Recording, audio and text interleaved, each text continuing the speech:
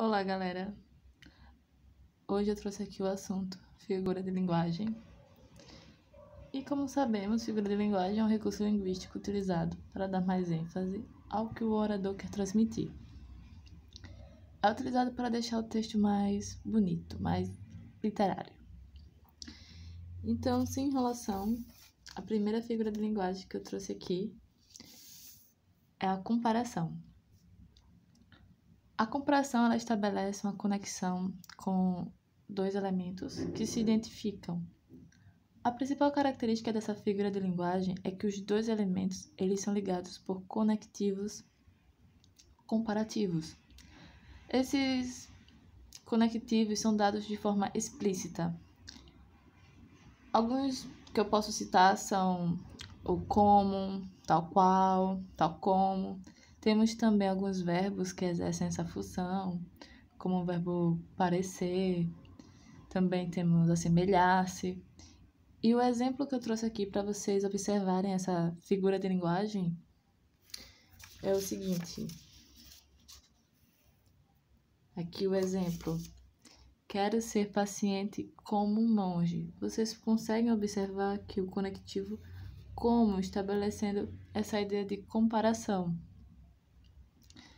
Então podemos seguir com a próxima figura de linguagem, que é a metáfora. Muitos alunos confundem metáfora com comparação. Mas, veja, a metáfora ela não apresenta o conectivo, ela é uma comparação implícita. E outra característica é que a relação de semelhança é resultante da subjetividade de quem cria. No caso, nesse exemplo, essa mulher é uma deusa. Ou também poderia citar o exemplo, ele é um gato. Observe, são comparações que eu faço de forma implícita, que não há os conectivos, e ela é resultante do meu subjetivo. A terceira figura de linguagem que a gente vai ver agora é a metonímia. E ela é caracterizada pela substituição de um termo por outro, havendo entre eles algum tipo de ligação. Isso acontece quando eu substituo na minha frase a parte pelo todo, também o indivíduo pela classe, ou quando eu digo o nome do autor ao invés da obra. Quando a gente menciona a matéria, digo, quando eu quero me referir à matéria, mas eu falo o objeto. Por exemplo, nesse caso seria, você já tomou a garrafa? Ao invés de você perguntar se já tomou, tipo, a água, que é o conteúdo. E aqui, nesse caso, quando eu digo, ela leu Cecília Meirelles, aí eu utilizo o nome da autora, ao invés de falar qual é o livro. O outro exemplo é, vou comprar Nescau no supermercado. Na verdade, é que eu estou usando o nome da marca aqui, Nescau é a marca, ao invés do produto, chocolate em pó. Mas eu grifei aqui, sublinhei no supermercado, porque vai que, né, você é rico e quer comprar a marca Nescau, mas certamente você não faria isso no supermercado. Então, já coloquei no supermercado para não abrir margem para dúvida. Com isso, já vimos 3 figuras de linguagem, que foi a comparação, a metáfora e a metonímia. E agora vamos para a catacrese. A catacrese ela é conhecida como metáfora desgastada, porque, na verdade, é uma figura de linguagem que utiliza de um nome já existente, uma palavra já existente, para se referir a algo que não tem um nome propriamente.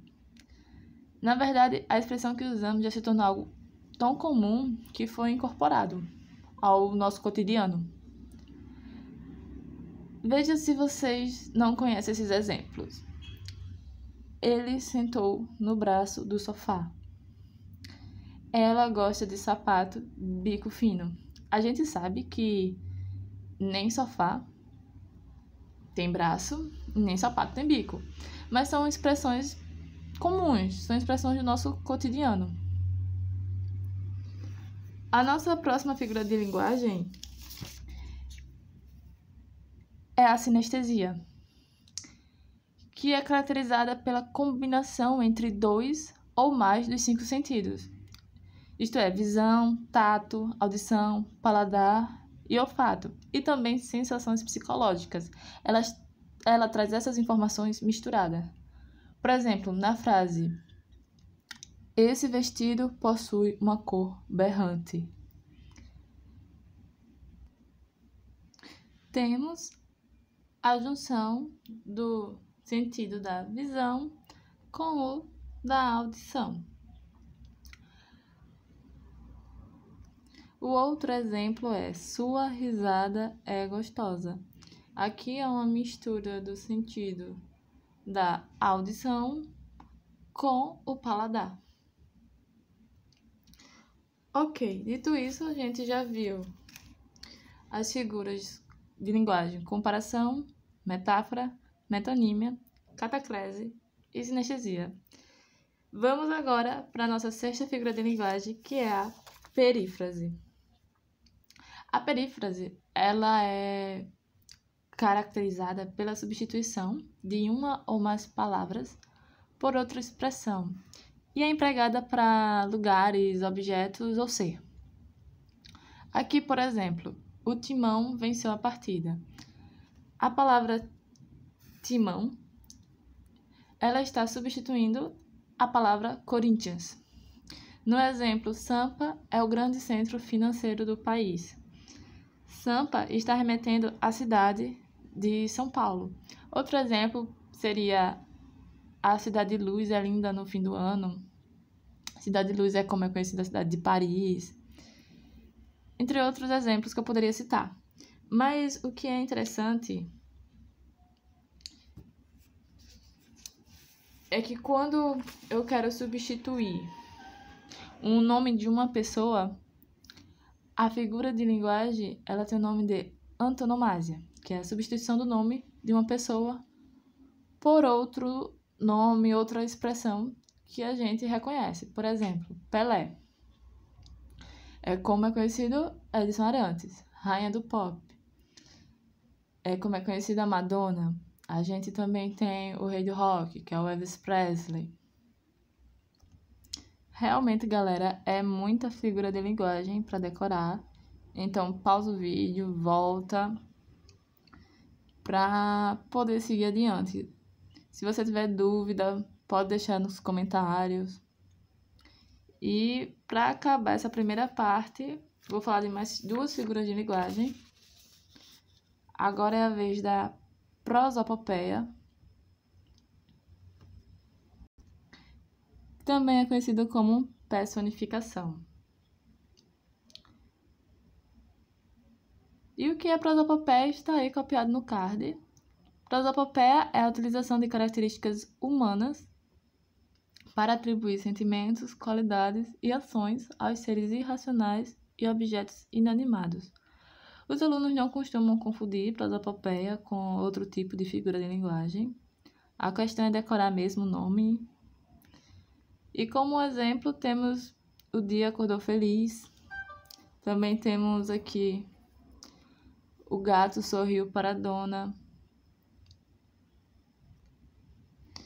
E para finalizar essa aula, a gente vai ver a figura de linguagem ironia. A ironia é bem utilizada quando estamos conversando e devemos ter muito cuidado com essa figura em texto, porque ela depende muito da entonação da voz, da expressão facial, para que o outro entenda com ironia. Quando falamos uma ironia e o outro não entende que foi uma ironia, cria uma situação bem complicada, bem constrangedora. Quem já passou por isso sabe. Ok? E podemos definir essa figura como quando escrevemos algo querendo dizer o oposto. Por exemplo, uma poeirinha. Sempre delicada, quebra tudo que toca. Você chegou cedo, só estava 2 horas atrasado. Então, são esses tipos de sentença que caracteriza a ironia. Vou terminar essa aula por aqui, porque já está ficando longa. Na próxima, irei terminar com vocês as figuras de linguagem para, em seguida, fazer alguns exercícios. Tchau, galera. Até a próxima aula.